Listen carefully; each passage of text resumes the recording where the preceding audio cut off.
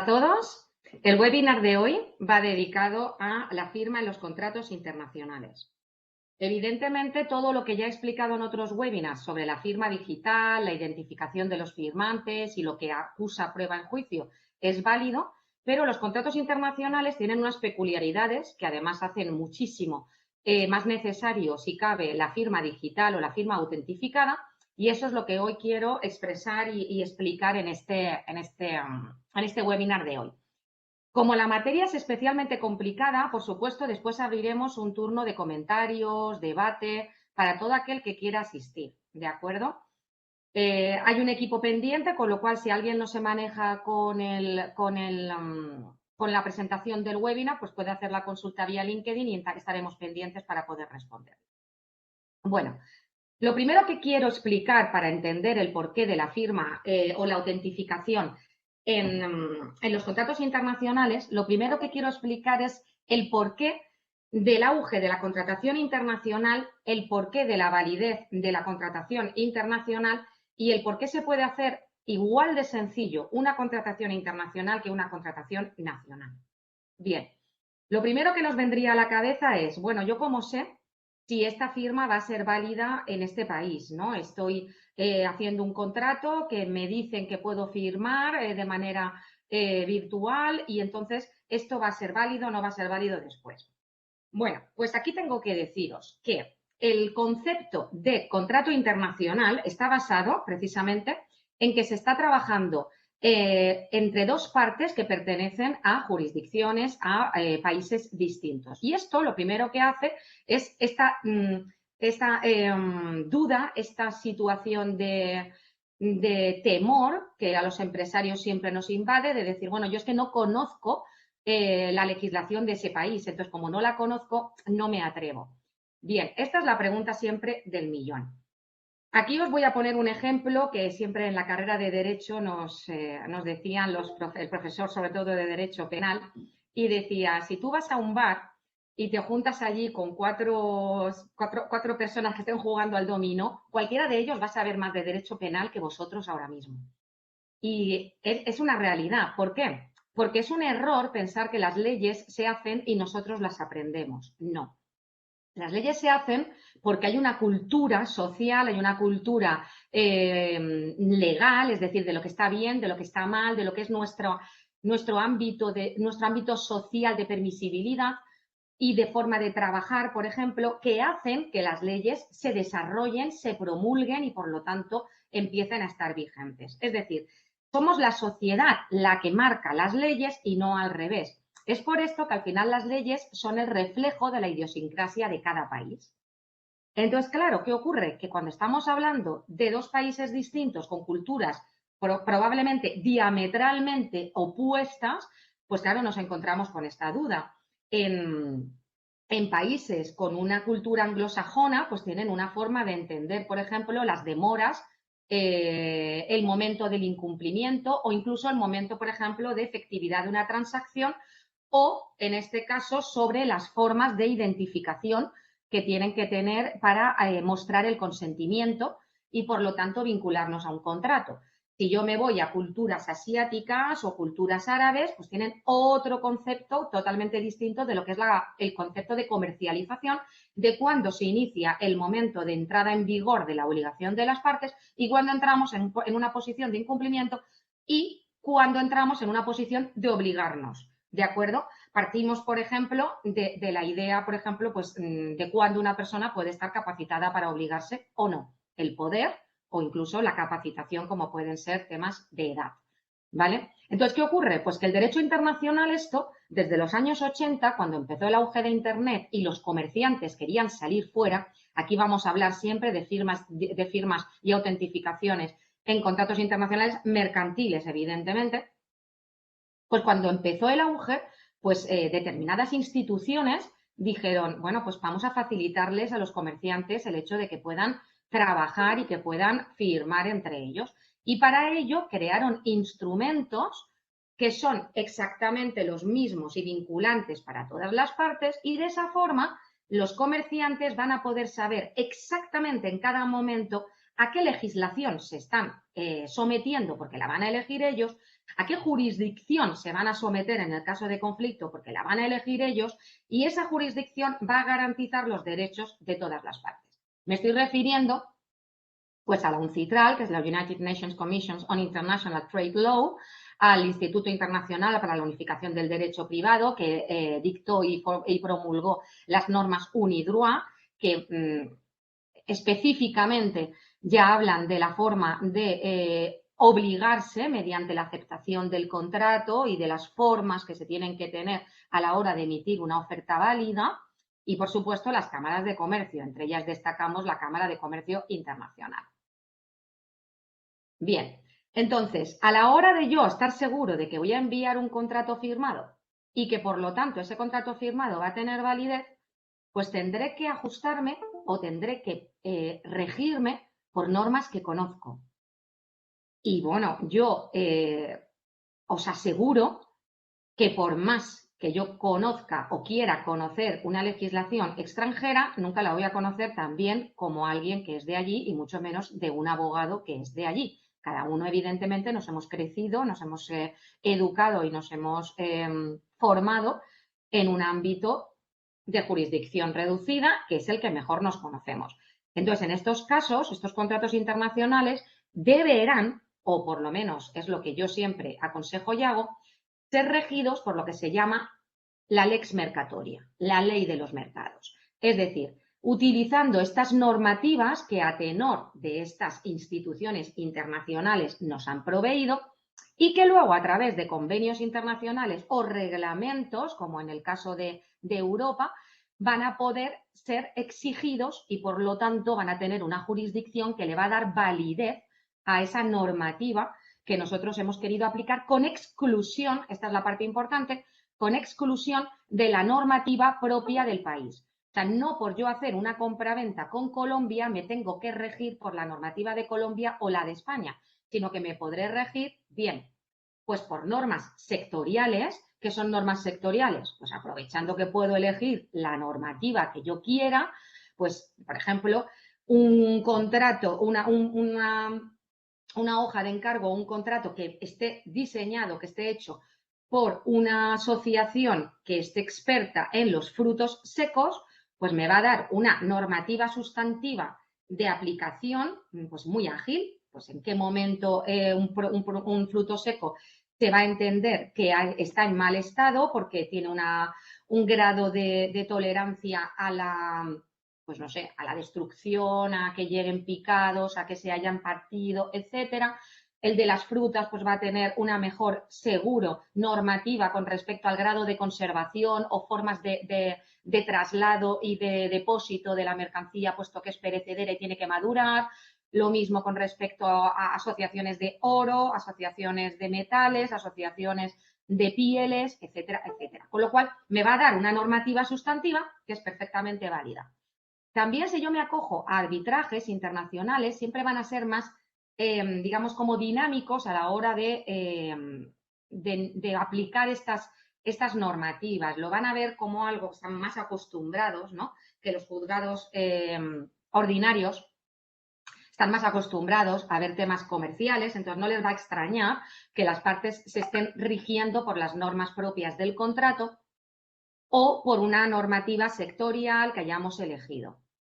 Y luego, por supuesto, por normas institucionales. De hecho, nada impide que yo, en un contrato con Colombia, me quiera regir por el Código de Comercio alemán, porque me parece que rige muy bien el tema de la entrega de mercancías. Esto es indiscutible. De hecho, ya hay una resolución de Naciones Unidas indicando y expresando que, por supuesto, que las partes pueden elegir no solamente una legislación nacional de otro país, aunque no tenga ningún tipo de vínculo con la operación mercantil, sino además incluso partes distintas de distintas legislaciones. Y luego, por supuesto, los países, cada uno de nuestros gobiernos respectivos, pues hacen también su trabajo para adherirse a convenios internacionales que también regulan la oferta, la demanda, es decir, de qué manera se tiene que hacer la oferta para que sea válida, de qué manera se tiene que aceptar, aquí vamos al tema de la firma, de qué manera se tienen que aceptar, etcétera, y de qué manera se tienen que regir en el caso de que las partes lo seleccionen. Aquí siempre el principio de autonomía de la voluntad.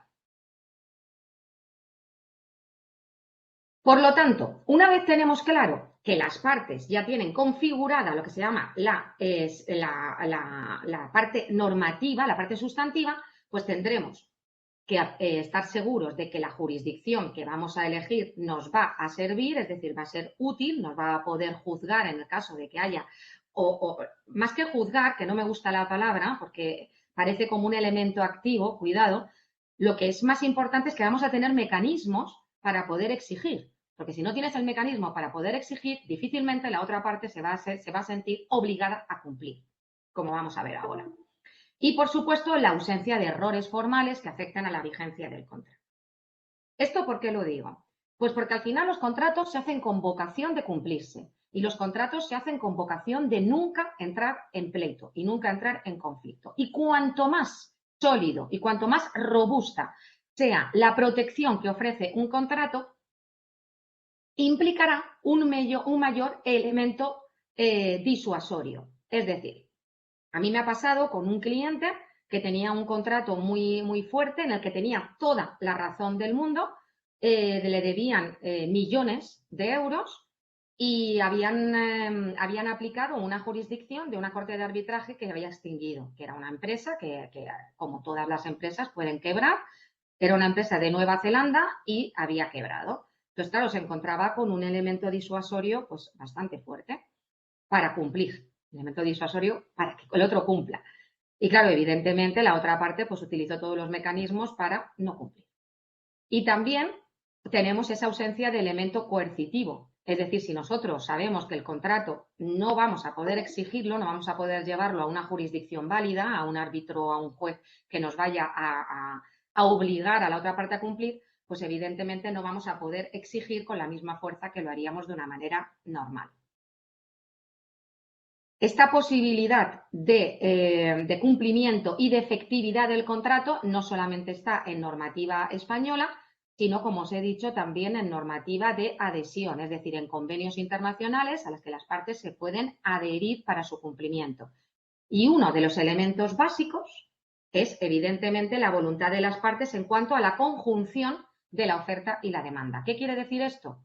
Pues se pretende, evidentemente, proteger que alguien que no ha prestado su consentimiento íntegro e incondicionado se le vea exigido unas obligaciones a las que no se quiso comprometer. Con lo cual, pues todas las normativas que existen, tanto en normativas nacionales como internacionales, como supranacionales, que es la lex mercatoria, pues se cuidan mucho y es la primera, digamos, bloque grande de cumplimiento, de que las partes hayan mostrado su consentimiento y, por lo tanto, sea constatable que lo han prestado en su integridad.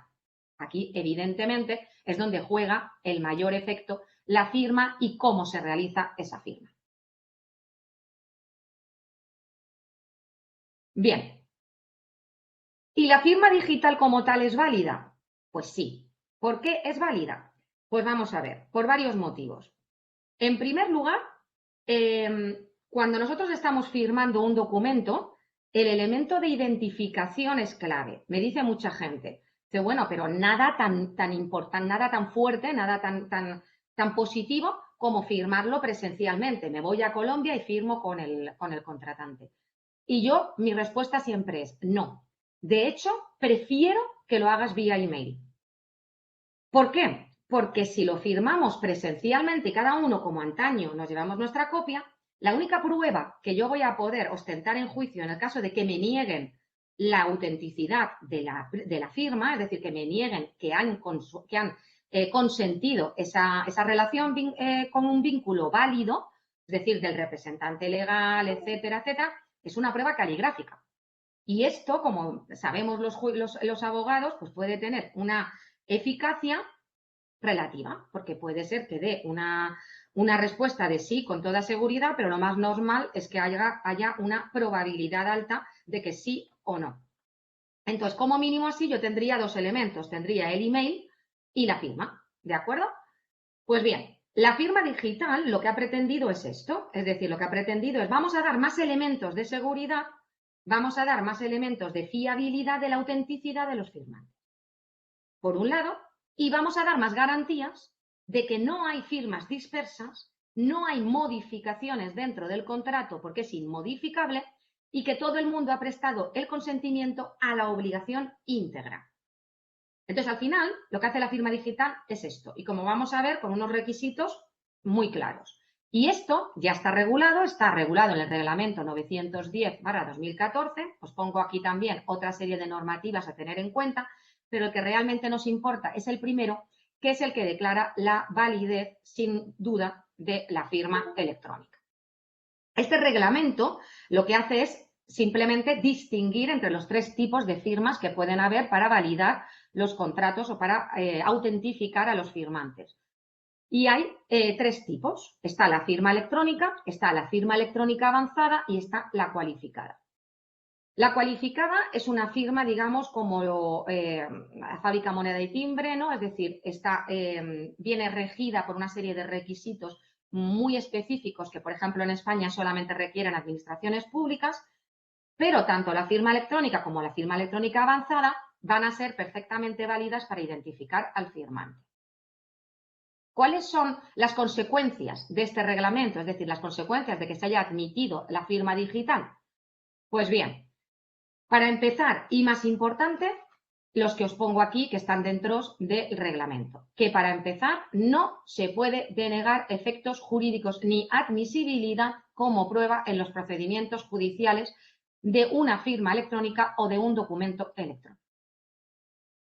Y nos dice el propio reglamento, para todas aquellas certificadoras que como Beca Software ofrecen a los usuarios esta posibilidad, de qué requisitos tienen que tener para que se considere o bien firma electrónica o firma electrónica avanzada.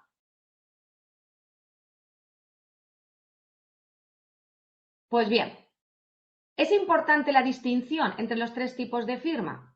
Pues bueno, como vamos a ver, no demasiado, pero es importante que conozcamos en qué se diferencian cada uno. Pues bien, se diferencian básicamente en los requisitos que exige la ley para ser considerada, el reglamento, mejor dicho, para ser considerada de tal categoría. Una firma electrónica simple, por ejemplo, sería la típica de la tarjeta que te exige una clave o un PIN. Una firma electrónica avanzada es la que tiene muchos más requisitos y ya nos identifica con firma manuscrita, con un código de verificación, que emplea criptografía, es decir, que encripta el mensaje y se guarda, y que tiene pues otros medios de control como son, por ejemplo, pues un código SMS o un email donde te llega el contrato a firmar y por lo tanto tienes seguridad. Y luego la firma electrónica cualificada, que es, como hemos dicho, aquella que se exige en determinadas instituciones públicas. Entonces, ¿es importante tener esta firma cualificada o es menos importante? En realidad, lo que es importante es la capacidad probatoria que tenga. Es decir, si yo tengo una firma simplemente una firma digital normal, es decir, no avanzada, pero la otra parte, por supuesto, no lo impugna, pues me ejerce plena fuerza probatoria. Si la otra parte lo impugna, pero además tengo otros elementos probatorios, como que en ese momento se encontraba pues, en un sitio geolocalizado o que esa persona estaba haciendo otra actuación en ese momento, pues evidentemente va a tener una carga probatoria más robusta. La firma electrónica avanzada, al final, lo que nos procede es una serie de elementos que en su conjunto al final lo que provocan es la robustez de la prueba. Entonces, no es tan importante el calificar de una manera o de otra de simple o avanzada, sino la capacidad probatoria que tengo de esta autentificación. Con Beca, o tal y como nosotros lo recomendamos que se haga con Beca, la firma va a tener una serie de elementos. La dirección de email del firmante, la dirección IP desde la que se ejecutan las operaciones, es decir, del dispositivo del que se está haciendo, un número de teléfono móvil donde se recibe un SMS y entonces el usuario mete la firma para poder acceder a firmar de manera manuscrita, una clave de firma de un solo uso, una firma manuscrita una geolocalización de dónde se encuentra en ese momento el firmante, el navegador, es decir, un Chrome, un Mozilla, desde donde se ha realizado el proceso. Cada una de estas firmas tiene un certificado de un solo uso, tienen una capacidad de sello de tiempo, es decir, en qué momento se envía, en qué momento se recibe, en qué momento se firma por cada una de las partes, y son firmas y son documentos que quedan custodiados notarialmente y encriptados, de manera que si mañana surge una discrepancia en juicio, en primer lugar tenemos el certificado de un solo uso, que normalmente es más que suficiente porque nadie va a impugnar algo que se sabe que se puede demostrar. Sería absurdo porque encarece simplemente el pleito y lo único que hace es encarecer el proceso a nivel de costas, porque se sabe que se ha firmado y se sabe que se puede probar. Pero en el caso de que fuera necesario, recurriendo a este acta notarial, se desencriptaría y veríamos todo el proceso de firma en cada uno de estos elementos que estamos diciendo. Además, es importante también el hecho de que el documento llega en un PDF que no se puede modificar ni editar, se puede rechazar y se puede poner el motivo del rechazo. Y en el momento en el que se rechaza por cualquiera de los firmantes, el proceso se anula. Se anula. ¿Qué quiere decir esto? Pues os pongo dos ejemplos que ahora a mí en la práctica como abogado es como estoy utilizándolo. Normalmente yo recomendaba a los clientes, se firman todas las páginas y además intenta que la firma toque el texto para evitar que te copien, o sea, perdón, para evitar que te metan un texto, te metan una página en medio, distinta a la que tú has querido firmar. Bueno, ahora ya eso es absolutamente ineficaz, es absurdo, porque tú tienes un documento que vas a recibir con tus 12 páginas o tus lo que sea, y tú hasta que llegues al final, tú no puedes emitir tu firma y desde luego no puedes eliminar ni sumar ningún tipo de diapositiva, de hoja ni de nada. Otro elemento que también se hace superfluo, pues por ejemplo, nosotros en el despacho ahora estamos utilizando para todo el tema de firmas de consentimientos, firmas de contratos de confidencialidad, firmas de hojas de encargo profesional más evidente, firmas de contratos e incluso pues de agencia comercial o de contratos de arras que salen como con mucha facilidad, ¿no? Que se necesita mucha agilidad. Pues ya no completamos la parte del otro firmante, es decir, se va a firmar pues por nuestro cliente que es, vamos a poner, una empresa inmobiliaria. Pues en la parte de la inmobiliaria ponemos todos los datos, la inmobiliaria tal, con su CIF tal, en la persona firmante pues del administrador. Y de otra parte, y entonces lo que ponemos es en la persona firmante que se identifica mediante el nombre, el CIF, el email de la persona apoderada, el teléfono móvil de la persona apoderada. Y se firma en Madrid, pero en la fecha y hora que se produce la firma digital. Con lo cual hay una serie de elementos que ya son superfluos. Es decir, da igual que yo pierda el tiempo rellenando la otra parte, porque voy a tener un documento que me va a identificar perfectamente a la persona firmante que se está obligando. Entonces, habrá contratos que por ser específicamente, pues no sé, personales, pues sí, nos apetece que queda muy bonito y se ponen todas las partes, pero si es un contrato que estamos sacando con cierta agilidad, contratos de arras, contratos de tal, pues nos queda perfectamente identificadas a las partes. Con lo cual vemos que no solamente tenemos la robustez de la firma, sino que tenemos además otros elementos que hacen que el documento se autentifique, que el contenido no ha sido alterado y que la persona que lo ha firmado es precisamente la persona que estaba obligada a firmar. Conclusión. ¿Es importante que sea en este caso como firma avanzada? Pues hombre, nosotros lo recomendamos. ¿Por qué? Primero porque el coste es muy bajo. O sea, el coste en la firma digital en beca está desde 0,8 euros la firma, es decir, lo que le cuesta a cada usuario que se le firmen los contratos, y lo que te hace, además de evidentemente el archivo automático y la simplificación de todo el proceso, porque simplemente se envía y te olvidas y ya se queda guardado, se le manda copia automáticamente a todo el mundo, etcétera, es que la importancia de esto es que si en el caso de que haya una de las personas que no ha querido firmar, el proceso se anula, nadie recibe copia firmada, no tenemos copias firmadas por ahí que no han sido al final, digamos, completadas el proceso, esto es importantísimo, y solamente me computa las firmas, es decir, me cobra el sistema en el caso de que las firmas de todo el mundo al final hayan hecho que el documento haya sido válido y, por lo tanto, se emita el correspondiente certificado. Digamos que lo que cobra el sistema o lo que cuesta de la firma digital es el certificado de la firma, con lo cual, si no se produce porque el documento al final no se ha llegado a producir, pues evidentemente pues ya no opera. Bueno, pues esta sería la explicación, voy a dejar aquí, de la explicación de cómo funcionaría la firma digital. No sé si hay preguntas, mientras tanto voy a buscar en otra diapositiva, si me lo permiten, cómo sería el proceso directamente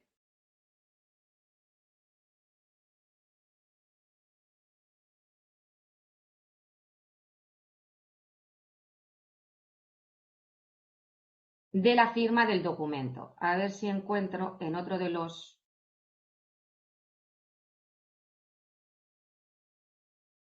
Vale, aquí tenemos. En este caso, por ejemplo, que estoy sacando el ejemplo pues, de una de las webinars que hemos hecho de convocatoria de juntas, pues en este caso lo que se firma como documento pues va a ser una convocatoria de junta. En este caso estamos enviando un email certificado que se recibe y vamos a ver un proceso .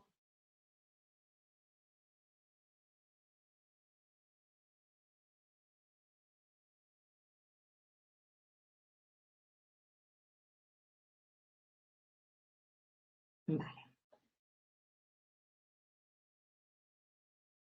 Por ejemplo, en este caso, la certificación de asistencia a una junta. Es un contrato que, como estaba diciendo antes, que probablemente tenemos el modelito ya hecho y entonces pues no requiere de una exagerada identificación porque la vamos a tener en el certificado.